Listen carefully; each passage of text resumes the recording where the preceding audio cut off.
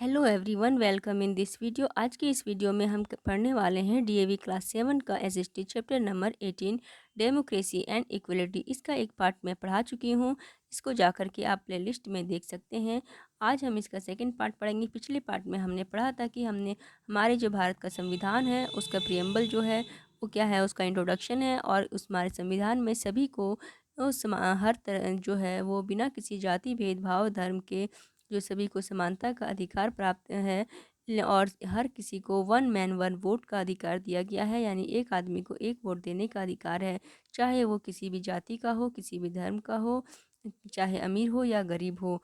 और हमारे देश में मल्टी पार्टी सिस्टम भी है, जिसमें कि बहुत सारी जो है सो पार्टी मिल करके गवर्नमेंट बनाती है। जब मेजोरिटी नहीं मिल पाती है तो और जो हमारे संविधान में लोगों को इतनी सारी राइट ऑफ टू इक्वलिटी दी गई है, तो लोग आज भी क्या उसका उस तरह से इंजॉय करते हैं? तो जिसका आंसर होता है नहीं, क्योंकि आज भी हज़ारों लोग ऐसे हैं जो इसके लिए संघर्ष कर रहे हैं। तो आइए आज हम देखते हैं एक ऐसे ही कुछ एग्जांपल्स के थ्रू कि किस प्रकार से लोग आज भी इक्वलिटी जो है वो इंजॉय नहीं कर पा रहे हैं। ये है एक सीखो नाम का लड़का, जिसके बाद एक है रैग पिकर, यानी कि कूड़े कचड़े बिनने वाला, बिनता है। ये जैसे कि प्लास्टिक वगैरह या जो भी है, तो वो सब चुनने बिनने वाला है लड़का। तो इसके बारे में हम पढ़ते हैं। Sikho Sikho is a 10 year old boy. ये एक 10 साल का लड़का है। He picks up rags from the garbage every morning from 4 to 8 when half the population of the city is still sleeping. यह हर सुबह में बहुत ही सुबह में, सुबह के 4 बजे से लेकर के 8 बजे के बीच में जो है सो गार्बेज से रैग्स को चुनता है। जब उस समय ये चुनता है जबकि आधा पॉपुलेशन जो शहर का होता है वो लगभग सो रहा होता है उसी समय।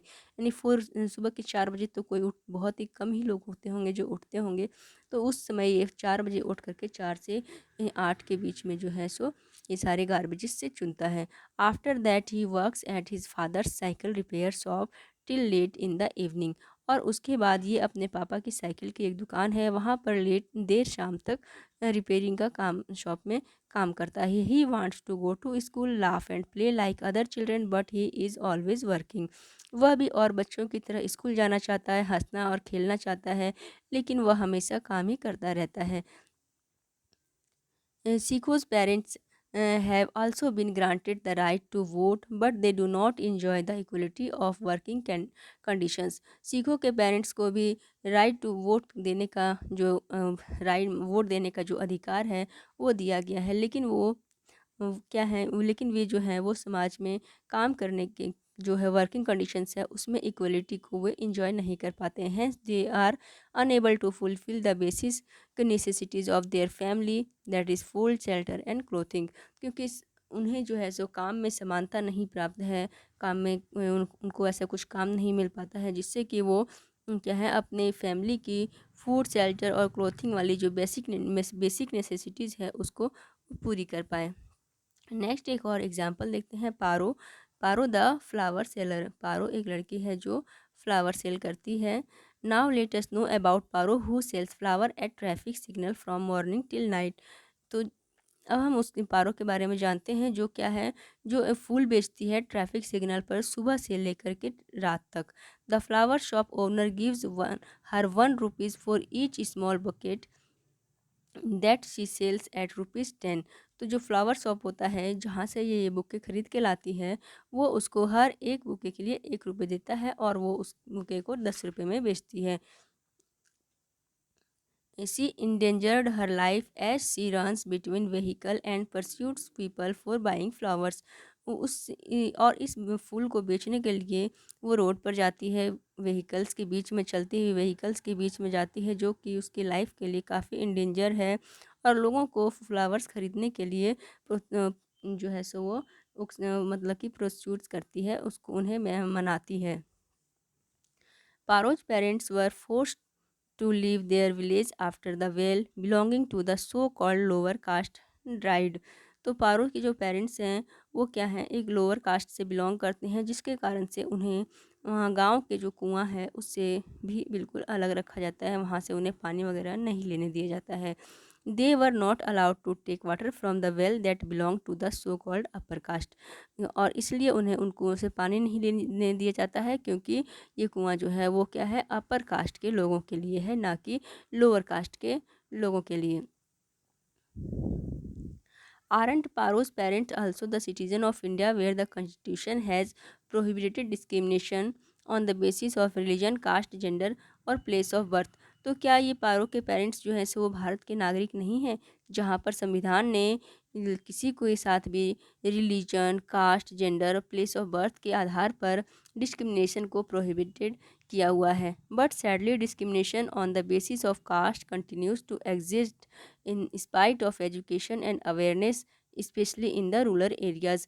लेकिन बहुत ही दुखपूर्वक ये कहा जाता है कि जो डिस्क्रिमिनेशन है कास्ट के बेस पर, वो अभी भी हमारे जो समाज में है वो कंटिन्यू है। और इसके किस कारण से है कि ये है एजुकेशन और अवेयरनेस की कमी से है, और ये स्पेशली रूरल एरियाज़ में ज़्यादा है। वहाँ के समाज में अभी भी ये ज़्यादा डिस्क्रिमिनेशन देखने को मिलता है, क्योंकि वहाँ पे एजुकेशन और अवेयरनेस जो है वो अभी भी बहुत कम है। Another threat to equality is posed by discrimination on the basis of community. Some religious places ban the entry of people belonging to their communities and caste. Certain communities look down upon others and do not give them jobs or house on rent. तो एक और जो base है समानता के साथ discrimination का, कि भेदभाव का, वो है बेसिस ऑफ कम्युनिटी, यानी कम्युनिटी के बेस पर भी लोगों के साथ भेदभाव किया जाता है। बहुत से रिलीजियस प्लेस हैं जहाँ पर कुछ अलग कम्युनिटीज़ और कास्ट के लोगों को जो है वहाँ पर जाना बिल्कुल बैन है। तो कुछ कम्युनिटीज़ के साथ ऐसा भी होता है कि उन्हें जॉब नहीं दिया जाता है, या हाउस जो है वो रेंट पर नहीं दिया जाता है। ऐसा तो बहुत सारी कम्युनिटीज़ के साथ देखा जा रहा है। तो ये और जो है सो असमानता का बेस क्या है, कम्युनिटी है। The government of India has implemented the provisions of the constitution given under the right to equality in two ways। जो भारत सरकार है उसने जो लोगों को जो कॉन्स्टिट्यूशन में राइट टू इक्वलिटी दी है वो दो तरह से दी है। तो पहला क्या है, many laws have been made to protect the right to equalities. For example, equal opportunities in education and jobs. तो बहुत सारे लॉ ऐसे बनाए गए हैं जहाँ पर लोगों को की राइट टू इक्वलिटी को प्रोटेक्ट किया जाता है। जैसे कि एग्जांपल के लिए जिस लोगों को जो बहुत सारी जो अपॉर्चुनिटीज़ दी गई जिसमें एजुकेशन और जॉब में है, तो उसको प्रोटेक्ट करने के लिए भी बहुत सारे लॉज बने हुए हैं। Government has launched many programs and schemes for those communities that need assistance. यानी कि गवर्नमेंट ने बहुत सारे ऐसे प्रोग्राम और स्कीम बनाए हैं जो इन सारी कम्युनिटीज़ को की ज़रूरतों को पूरा करने में उनकी सहायता कर सकता है। फॉर एग्ज़ाम्पल के लिए एससीज़ या एसटीज़ एंड ओबीसीज़, जैसे कि एग्ज़ाम्पल के लिए एससी, एसटी और जो ओबीसीज़ के लोग होते हैं इस कम्युनिटी के, तो उनके लिए बहुत सारे प्रोग्राम्स और स्कीम्स बनाए गए हैं उनकी मदद करने के लिए। The programs of the government will be meaningful only if they have the support of the people। तो ये जो प्रोग्राम्स गवर्नमेंट के द्वारा बनाए गए हैं ये तभी मीनिंगफुल हो सकते हैं, तभी सक्सेस हो सकते हैं जब लोगों के द्वारा उन्हें सपोर्ट मिले उस प्रोग्राम को। For example, numerous schemes encouraged people to send their children to elementary schools। Example के लिए बहुत सारे स्कीम्स ऐसे हैं जो लोगों को इनक्रेज करते हैं कि वे अपने बच्चों को एलिमेंट्री स्कूल्स में भेजें। As free and compulsory education has been granted for them in our constitution. और इसके लिए क्या बहुत सारे जो प्रोग्राम्स हैं उसमें क्या किया गया है कि ऐसे बच्चों को मतलब कि या सभी बच्चों को फ्री और कंपलसरी एजुकेशन का जो है वो गारंटी दी गई है भारतीय संविधान के द्वारा, ताकि लोग अपने बच्चों को जो है वो एलिमेंट्री स्कूल्स में पढ़ने के लिए भेजें। एलिमेंट्री स्कूल्स वैसे होते हैं जैसे कि प्राइमरी लेवल के होते हैं 1 to 5 या 6 to 8 जो है ये हो गया हमारा एलिमेंट्री स्कूल। तो इसमें भेजने के लिए लोग भेजें अपने बच्चों को। इसके लिए गवर्नमेंट ने स्कीम निकाला है कि सभी को फ्री और कंपलसरी एजुकेशन दी जाएगी। But many children could not benefit from it till a supporting scheme of mid day meal was started on the request of the teacher. लेकिन ये भी जो स्कीम था ये बहुत जो है सो बेनिफिट नहीं हो सका तब तक जब तक कि जो बहुत कुछ टीचर्स ने रिक्वेस्ट की कि यहाँ पर मिड डे मील का जो है वो स्टार्ट की जाए, क्योंकि फ्री में एजुकेशन मिलने के बाद भी जो है वो बच्चे स्कूल नहीं आ रहे थे।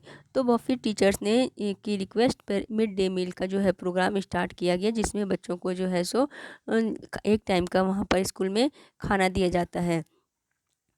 तो it motivated many parents to send their children to school as cooked and nutrients mid day meal was provided. तो इससे क्या हुआ कि बहुत से पेरेंट्स जो है वो मोटिवेटेड हुए बच्चों को स्कूल भेजने के लिए, जहाँ पर उन्हें बना हुआ न्यूट्रिशियस मिड डे मील जो है वो प्रोवाइड किया जाता था। As a result the enrolment in schools has increased. तो और इसका रिज़ल्ट क्या हुआ कि जो स्कूल में बच्चों का जो नामांकन है, एडमिशन है, उसमें बहुत ही इंक्रीज हो गया वो। After independence there was an urgent need for the government to do something special and concrete to liberate the weaker section from operation and backwards.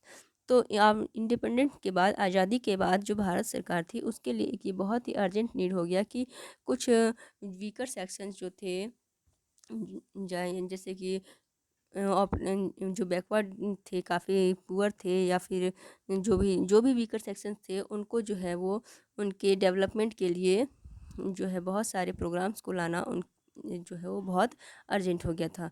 The forced isolation of the schedule caste and schedule tribes imposed by the caste system had to and.